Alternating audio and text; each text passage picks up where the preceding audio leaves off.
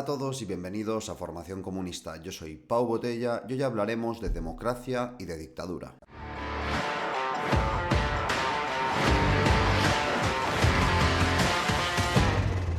Bienvenidos a un nuevo vídeo de formación en el canal. Hoy vamos a hablar de dos conceptos fundamentales en la política actual y también en la política moderna, como la entendemos hoy en día, como son la democracia y la dictadura. Son dos conceptos a los que no paran de referirse representantes políticos, incluso personas que opinan en Internet sobre política, para defender sus posiciones o atacar la de los demás, o incluso para condenar a países o regímenes enteros. Estos días hemos escuchado de todo, sobre todo tras los eventos ocurridos en Ferraz por las manifestaciones de la derecha, de que vivimos en una dictadura, de que Pedro Sánchez es un dictador. También hemos escuchado muchas veces el clásico de que vivimos en una dictadura social comunista. Y bueno, a la inversa también solemos escuchar a bastantes personas hablar, ¿no?, de la dictadura fascista en España. Así funciona el fascismo, cuando ciertos poderes se quitan la careta y tienen que reconocer lo que siempre fueron, que nunca respetaron la democracia, que solo respetan la democracia si ganan ellos. Y por otro lado, pues también escuchamos mucho utilizar la palabra democracia, ¿no?, como ese ideal que se persigue por parte de algunos sectores de la política, de los demócratas, pero bueno, en términos generales, cuando cualquier partido, por ejemplo en España, quiere defender sus posiciones, suele argumentar que es lo mejor para la democracia, que eso es la verdadera democracia, etcétera, etcétera. O que en España en realidad no hay democracia y hay que luchar por ella, o bueno, incluso lo que fue el 15M, ¿no?, el famoso eslogan de democracia real ya. Son dos términos que también tienen mucho peso a la hora de estudiar la realidad internacional e histórica, ¿no?, de la humanidad. Cuando vemos analistas políticos decir que yo no apoyo a tal país porque es una dictadura, yo solo apoyo a las democracias, o cuando dicen cosas como que Israel, por ejemplo, es el baluarte de las democracias liberales, defender a Israel es defender la democracia liberal en todo el mundo. Esto lo dijo Ayuso hace no mucho. Uno de los pueblos más importantes de la historia de la humanidad, la única democracia de Oriente Próximo, uno de los países más capaces, valientes y mestizos del mundo. Incluso son términos que se utilizan para justificar la acción de unos países contra otros a nivel internacional, la acción imperialista, principalmente de los Estados Unidos, cuando hablan de que en realidad lo que hay en este país al que vamos a invadir porque tiene deliciosos recursos que necesitan ser liberados, hablan de que son dictaduras terribles a las que hay que educar o rehacer desde sus cimientos para que puedan estar integradas, ¿no?, en las coordenadas occidentales de la libertad. Estos temas de los que estamos hablando son temas muy extensos y obviamente no vamos a poder entrar de fondo en todos ellos. Lo que está claro es que la realidad desborda estos conceptos de democracia y dictadura y demuestra que no son conceptos muy útiles para entender la historia y la actualidad política. Desde el marxismo se hizo una crítica feroz a esta conceptualización de la democracia y de la dictadura como dos entes autónomos y puros que se excluirían unos a otros. En realidad, en todas las concepciones que he enunciado ahora, poniendo varios ejemplos, se trabaja con estos conceptos efectivamente como conceptos contrarios y que no pueden conciliarse en ningún modo, de manera que la democracia sería la ausencia de dictadura y la dictadura sería la ausencia de democracia.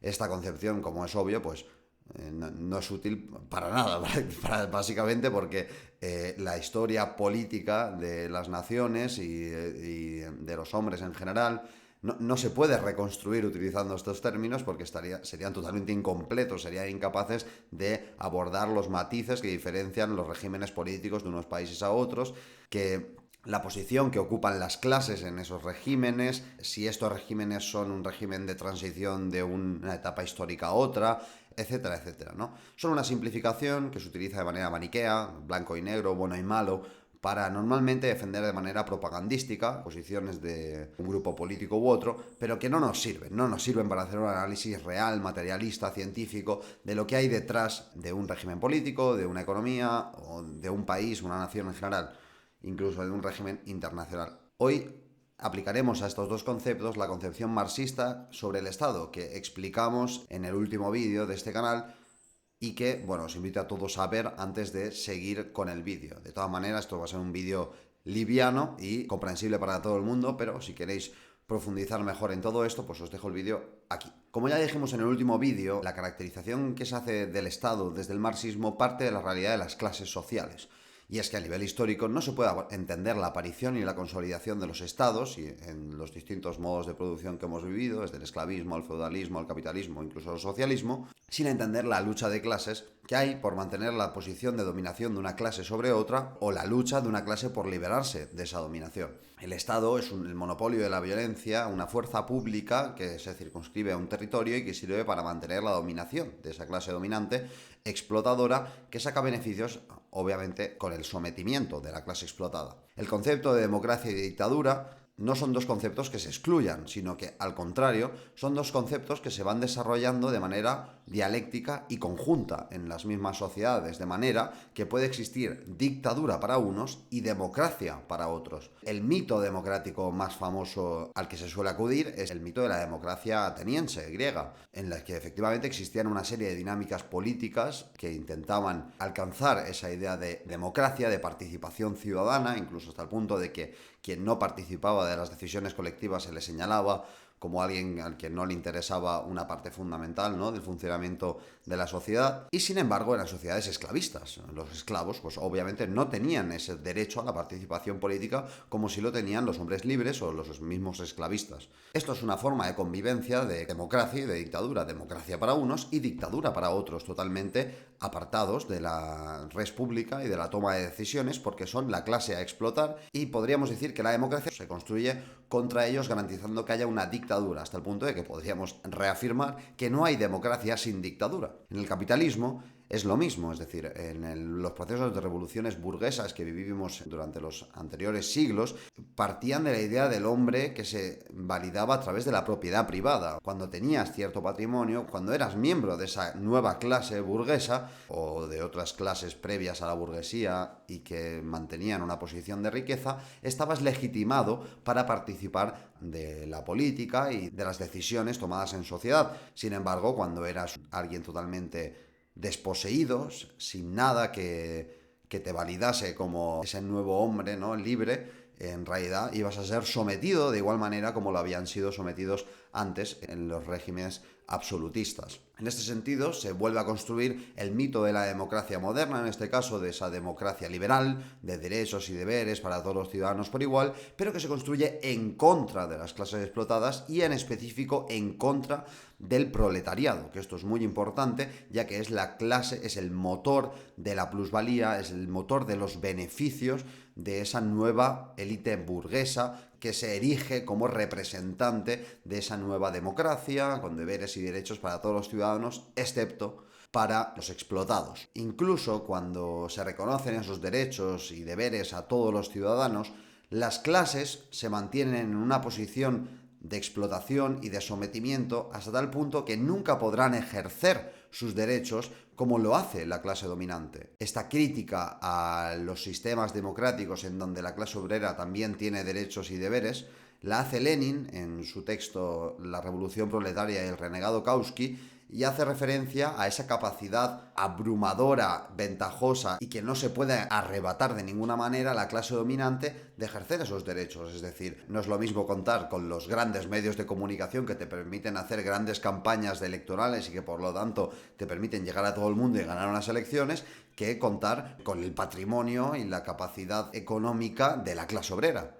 O sea, obviamente tú no partes del mismo punto de partida que Donald Trump, por ejemplo, empresario millonario de éxito estadounidense, que si eres José Luis, el de la empresa del metal, o el kiosquero, o el camarero.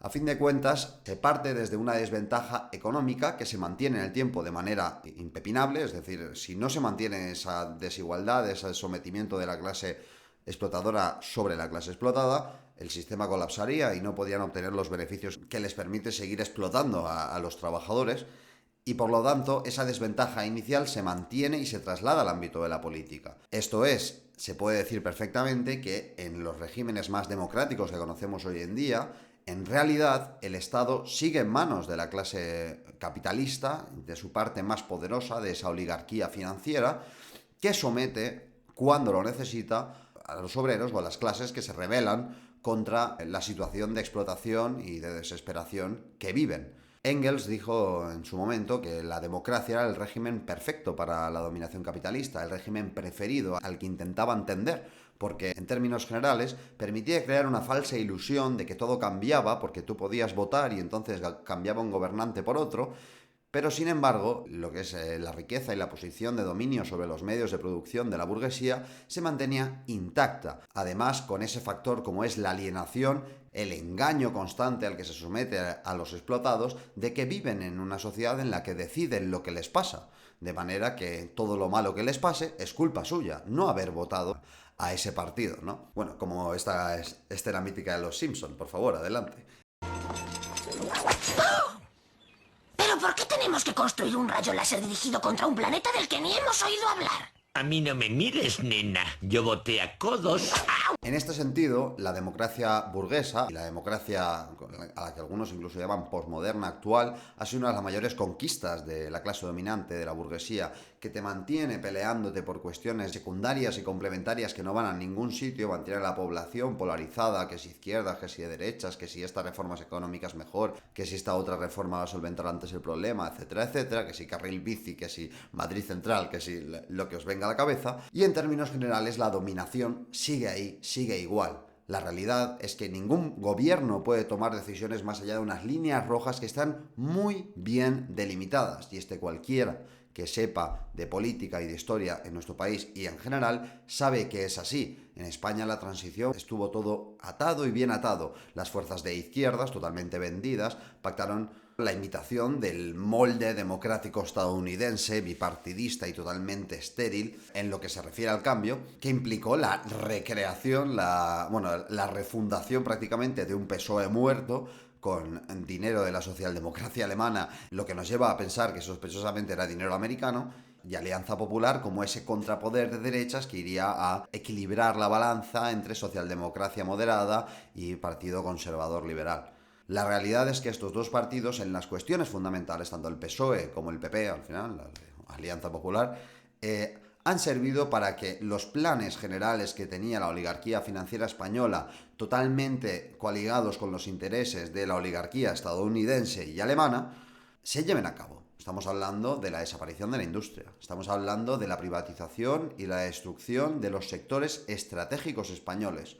Fue el Partido Socialista el que empezó con la privatización de sectores estratégicos, hasta 90 empresas públicas o más privatizó Felipe González, y después pues los siguientes presidentes han seguido su legado, ¿no? Y han permitido que ese plan del imperialismo estadounidense y también a la carta de lo que pide Alemania se lleve a cabo. El ingreso de España en la OTAN, que después de un referéndum preguntando a los españoles si queríamos formar parte de una de la OTAN y que saliera el no, pues nos metieron igual, no pasa nada. La destrucción del campo español. El resultado es un éxito de todo el pueblo español. La aplicación de un modelo migratorio totalmente suicida y que va a tener terribles efectos sobre nuestra nación. A fin de cuentas, convertir a España en un títere al servicio de los intereses de los de siempre, a los que nos vendió Franco, por cierto, el bando nacional que nos vendió a Estados Unidos y que provocó una deuda que aún seguimos pagando con ese imperio tan repugnante que debería caer ya. Toda esa agenda económica, política, social, cultural, toda esa agenda sigue aplicándose de manera igual. Y es la misma razón por la que el PSOE y el PP llevan el PIN de la Agenda 2030 y es la misma razón por la que después en el Parlamento Europeo votan el 80% de las cosas igual. Votan que sí al 80% de los asuntos, los dos. O sea, partidos que aquí son capaces de permitir que unos separatistas condicionen el gobierno a través del chantaje, sobre todo económico, porque lo que les importa es la pasta, son partidos que se podrían poner de acuerdo perfectamente, como pasó en Alemania en su momento, y que, sin embargo, fuera de España, votan a favor de las mismas cosas. Y que en términos generales están de acuerdo en lo mismo. Esto es extensible también a Podemos o a Vox. Son partidos que están a favor de la Unión Europea, de la OTAN, que están a favor de seguir esa agenda internacional que sigue mermando los intereses españoles y que beneficia a los bolsillos de unos pocos aquí, que son los que pagan a los políticos, obviamente. Las puertas giratorias, los pagos en B. A fin de cuentas, las mejores vidas que les dan a los políticos en nuestro país ya de manera histórica, tanto del PSOE como del PP, son la demostración de que la política está totalmente sugestionada por esa lucha de clases, una lucha de clases totalmente perdida por la clase obrera y que sigue beneficiando a una oligarquía muy pequeña, interesada en seguir sacando beneficios multimillonarios. Porque siempre se habla de la corrupción y de los políticos que viven de nuestro dinero, pero ¿quién paga la corrupción? ¿Quién paga al corrupto? De esto no hace falta irse a leer textos de Lenin, como el imperialismo, fase superior del capitalismo, para saber qué pasa hoy en día. Sale todos los días en las noticias. La democracia es una envoltura perfecta, con esa apariencia de cambio, de alternancia, que puede dejar de lado todos los problemas de los que menos tienen, de los explotados, para entretenernos con peleas en torno a cuestiones que en realidad solo van a cambiar si interesa a la oligarquía. ¿Por qué España ha apoyado a Ucrania? ¿Por qué España sigue apoyando como un perrizo faldero todo lo que nos diga Marruecos? ¿Por qué hay ministros de Podemos que piden romper relaciones con Israel, pero no romper relaciones con Marruecos? ¿Qué pasa? ¿Qué tenemos que perder?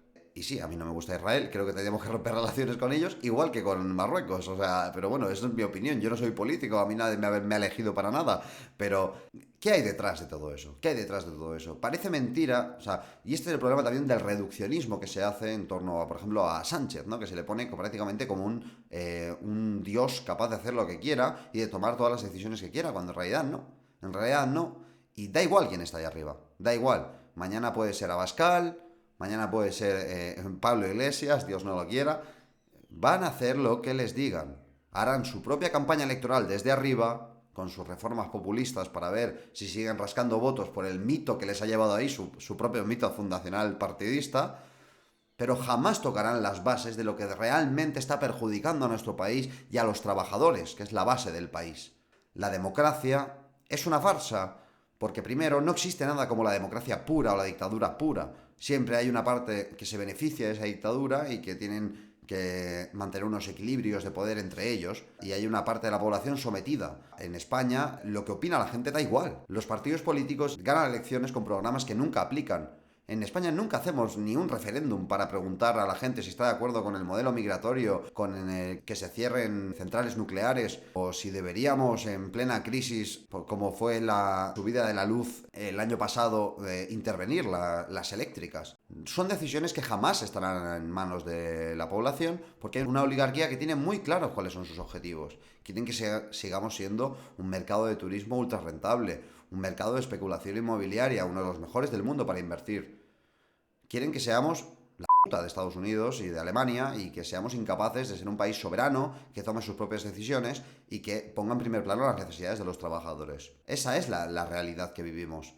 Y la democracia y la dictadura son dos términos que no sirven para describir lo que pasa realmente en muchos países del mundo. Nosotros decimos que en España vivimos en una democracia burguesa, en la que en muchos sentidos también es una dictadura para esas clases oprimidas y para esa gente que no llega a fin de mes y que no puede decidir nada. Es que no podemos decidir nada, y que va más allá incluso de la clase obrera. Mucha gente está fuera de lo que es el marco de decisión de los políticos o de la política española. He puesto este ejemplo porque entiendo que a mucha gente le será más familiar y podrá entender más de cerca esta concepción de las cosas, pero creo que esto ya es una cuestión de sentido común. Cuando el marxismo plantea el término de dictadura del proletariado, lo plantea justamente en este sentido. Si el Estado es una herramienta de opresión de una clase contra otra, y la democracia burguesa no es más que una farsa liberal que garantiza la democracia para la burguesía y la dictadura para el proletariado deberá hacer la revolución, garantizar la democracia para el proletariado y la dictadura para la burguesía, esto es, para los elementos contrarrevolucionarios, al igual que lo que ocurrió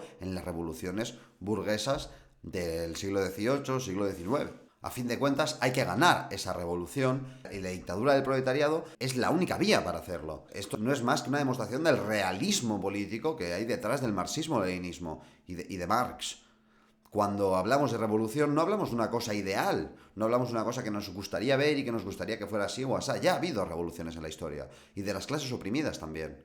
Tenemos que aprender de ellas. Sabemos que la burguesía no va a dejar que le toquen sus cosas. La gran oligarquía financiera española no va a dejar que un gobierno de pega haga lo que quiera con ellos. Antes dan un golpe de Estado. Antes vuelven a implantar una dictadura militar a favor de esa oligarquía, justamente. Lo que pasa es que en España esto se cerró con la transición, el pacto liberal conservador que sigue hasta nuestros días y que parece que nunca se va a romper, pero este sistema democrático falso, que solo sirve para los intereses de unos pocos, hace aguas, y cada vez lo podemos ver más. Antes de terminar, quiero analizar dos concepciones claves del marxismo en lo que se refiere al tipo de dominación. Como hemos visto, el Estado no depende de si hay un gobierno u otro. El Estado es lo que es. Lo importante es ver qué clases hay detrás de ese Estado. Si el Estado defiende los intereses de la burguesía, será un Estado burgués, capitalista, como los que conocemos hoy en día. Si defiende los intereses de los señores feudales, pues obviamente será un Estado feudal. Y obviamente con todos los matices que pueda tener en cada país, en cada etapa histórica de esas diferentes regiones del mundo. Pero eso no significa que no haya varias formas de dominar a la población. No es una cuestión de gobierno, da igual que gobierne el PP o el PSOE, las mismas políticas se van a aplicar, en términos generales el resultado final va a ser el mismo y se van a defender los intereses de los de siempre. En España los intereses de la clase obrera están abandonados desde los años 30 del siglo pasado y nadie ha vuelto a dar la cara por ellos porque tienen un alto coste y tienen a enemigos muy grandes delante, entonces no quieres eso.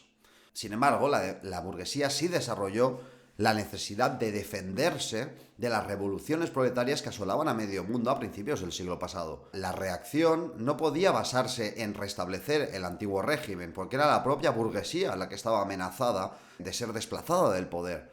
El antiguo régimen era aquello contra lo que habían luchado los burgueses, y aunque se podían aliar con elementos del viejo modo de producción, su forma de dominación no podía ser despojarse de la libertad para explotar que habían conquistado, ¿no? El fascismo, cuando hablamos del fascismo, hablamos de un fenómeno moderno, de la modernidad, que justamente entiende esto, es decir, ya no es que haya que defender lo de antes, no es que haya que defender las mismas instituciones, las mismas concepciones religiosas de lo de antes, sino que lo que hay que hacer es, de manera novedosa, garantizar que la revolución no triunfe, ¿no? Y aparte de otras cuestiones particulares, como el nacionalismo exacerbado, que es un movimiento de masas, que tiene una palabrería obrerista, ¿qué tal? O sea, aparte de todo esto, y del irracionalismo y todo esto, el fascismo es esencialmente contrarrevolucionario. Nace al calor de la revolución comunista en muchos países del mundo y se convierte en la forma moderna de evitar que esa revolución triunfe.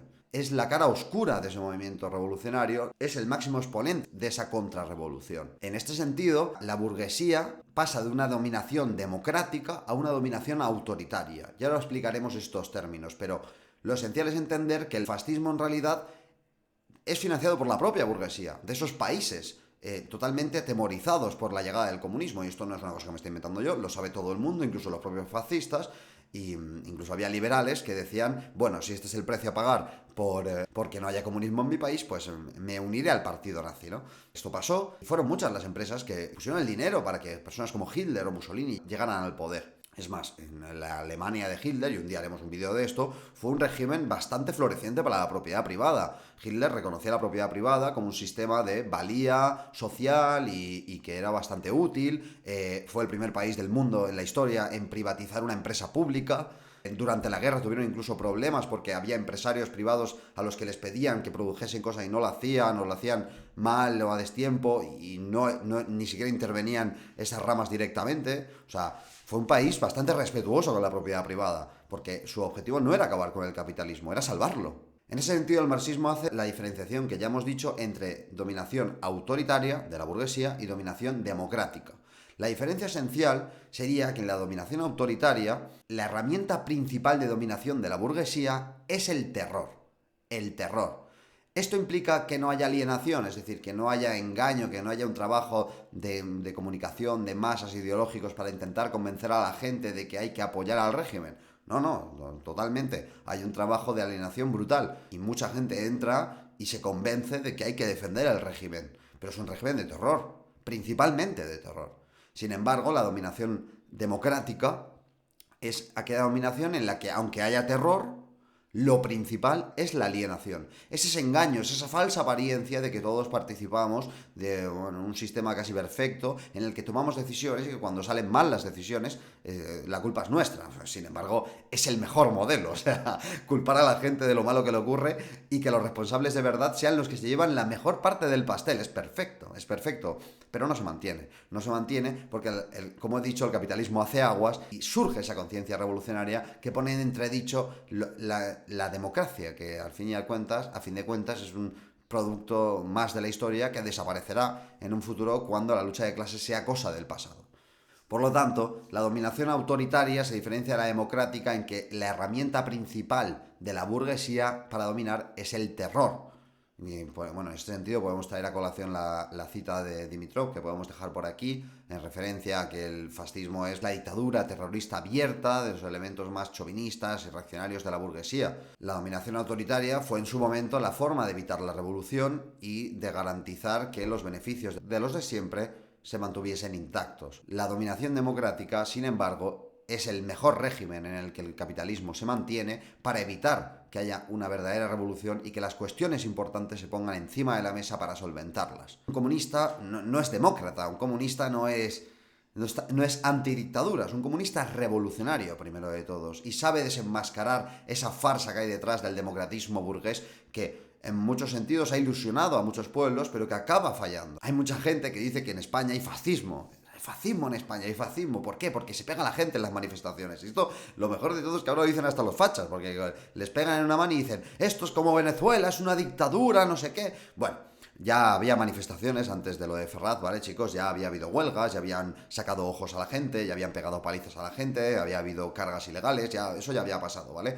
Se están integrando un poco aquí en lo que es el rollo contestatario, porque ser en Twitter el más duro es muy guay, pero después lloran porque les ponen una multa por concentración ilegal, que es como, Dios, a mí si me dieran €1 por cada multa de esas, pero bueno. La cuestión aquí no es los lloros o no lloros de X gente, la cuestión aquí es que haya represión contra una parte de la población para mantener el orden no implica que no haya democracia. Es más, es imposible entender la democracia sin esa represión. La democracia es esa represión combinada con todo lo demás. La cuestión importante aquí es, ¿la gente en España se rebela contra el poder o no? No, en términos generales, no se rebela nadie contra el poder en España. ¿Y lo hacen por miedo? O sea, ¿no se rebelan por miedo? ¿No se rebelan porque saben que las consecuencias van a ser terribles? ¿O no se rebelan porque les da igual, porque creen que de verdad están en una democracia y que lo que pasa es lo que nos tiene que pasar y que es lo que hay? Obviamente es la segunda opción. La alienación es lo que domina, la alienación es lo que nos llega por todos los lados, por las redes sociales, por los medios de comunicación, por las elecciones, por un grupo de música. La alienación es, a fin de cuentas, la herramienta principal sobre la que se sostiene la dictadura de una oligarquía muy pequeña que somete a España a los intereses extranjeros y que nos impide avanzar como país y poner los problemas de los españoles sobre la mesa. Y esa democracia es una farsa con la que hay que acabar para empezar un proceso de cambio en este país donde ya veremos qué es lo que se acaba imponiendo, pero lo importante es empezar a cambiar las cosas y poner los problemas de los españoles por delante.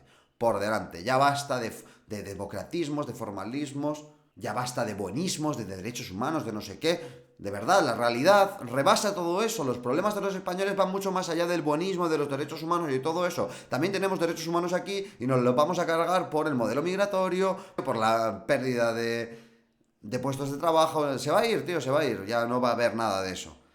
Ya basta de buenismos, de marcos ahí perfectos y formales. Vamos a empezar a hablar de transformación, de revolución. Eso es de lo que hay que hablar en España, sin caer ya en los topicazos estos de no, si hay democracia todo irá bien. Eso es mentira, hombre, eso es mentira. Lo importante es quién tiene el poder de verdad. Eso es lo importante. En España no hay fascismo, pero que haya democracia burguesa no es nada bueno tampoco. Es horrible. O sea, tenemos que rebelarnos contra esto y tenemos que poner por delante los intereses de la mayoría social contra los intereses de una minoría que nos somete a un futuro cada vez más oscuro. O sea, hay que ponerse en pie de guerra contra esta farsa y hay que empezar a hablar claro de lo que hay en España y acabar con ese buenismo cutre democrático que aquí parece que necesitamos 100 años de farsa democrática para darnos cuenta de que no funciona. No funciona. Hay otros países donde lo han entendido. Nosotros no. Aquí hay gente que aún vive en la transición. Ya no estamos en la transición. Fue toda una operación muy bien hecha para engañar a mucha gente en este país. Nuestros problemas van más allá de la transición. Hay que solucionarlos. La clase obrera tiene que hablar, tiene que poder poner su programa político por delante. Y eso es lo que tiene que hacer un comunista, luchar para que eso sea una realidad política transformadora, que llegue a los lugares comunes y que ponga las cosas patas arriba. Eso es el programa de los comunistas, al menos para empezar, Espero que os haya gustado esta pequeña charla que he hecho sobre el tema de la democracia, la dictadura, la dominación democrática y autoritaria. Si os gustan este tipo de vídeos, por favor, dejadlo en los comentarios y decidme de qué os gustaría que hablase en el próximo vídeo. Gracias a todos y nos vemos la próxima semana.